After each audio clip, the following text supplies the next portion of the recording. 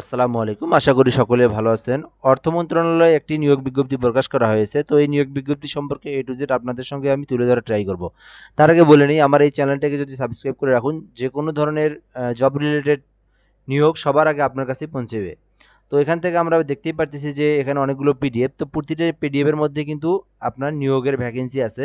তো এগুলো আমি গ্রেড অনুযায়ী প্রতিটাতে আবার পিডিএফ আছে। পিডিএফ গুলো আমি আপনাদেরকে সরাসরি দেখানোর ট্রাই করব। তো আমরা প্রথমে যদি দেখাই এখান থেকে, প্রথমত এই যে এখান থেকে এগুলোর মধ্যে নাই, এগুলো আপনাদের প্রজ্ঞাপনগুলো জারি আছে, সেই প্রজ্ঞাপনগুলো দেওয়া আছে।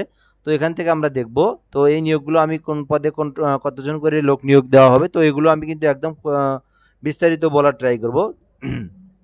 তো দেখতেই পাচ্ছি এখানে কম্পিউটার অপারেটর একটি, তারপরে প্রধান সহকারী 24টি, উচ্চমান সহকারী 24টি, এগুলো কিন্তু পদ।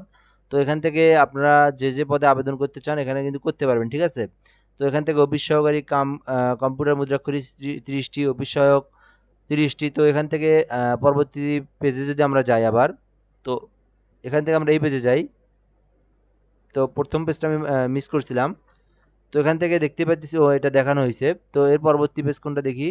প্রথমে দেখালাম 3, তারপরে হচ্ছে আচ্ছা, তার 4 নাম্বার পেজটা দেখাতে হবে এখন।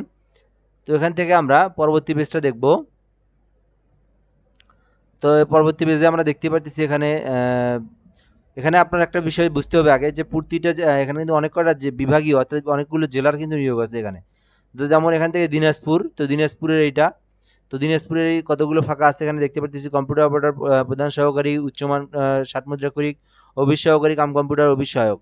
তো এগুলো কিন্তু আপনার হচ্ছে দিনাজপুর জেলার এটা, ঠিক আছে? তারপরে আমরা এখান থেকে দেখতে পাচ্ছি যে ফরিদপুর, তারপরে আপনার নোয়াখালী। তো প্রতিটা জেলারই কিন্তু এরকম অনেকগুলো করে নিয়োগের ভ্যাকেন্সি ফাঁকা আছে। তো আপনারা চাইলে যে কোন জেলার আবেদন করবেন সেই জেলারে কিন্তু আবেদন করতে পারবেন।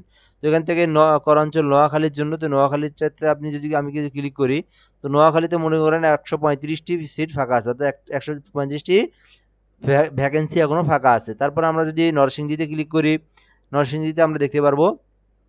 তো এইভাবে কোন কোন জেলায় আছে আমি আপনাদেরকে দেখানোর ট্রাই করতেছি। তো দিনাজপুর, ফরিদপুর, নোয়াখালী, নরসিংদী, যশোর, করাঞ্চল যশোর, তারপরে কুষ্টিয়া।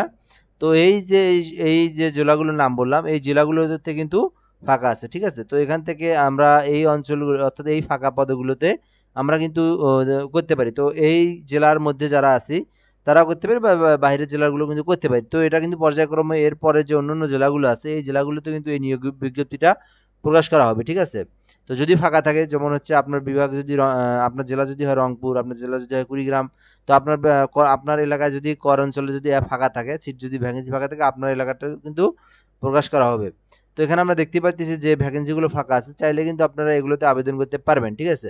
তো কিভাবে আবেদন করবেন, কিভাবে কি প্রসেস করবেন, এই সম্পর্কে আমি নেক্সট যে ভিডিওটা সেই ভিডিওতে আমি A to Z সুন্দরভাবে দেখানোর ট্রাই করব।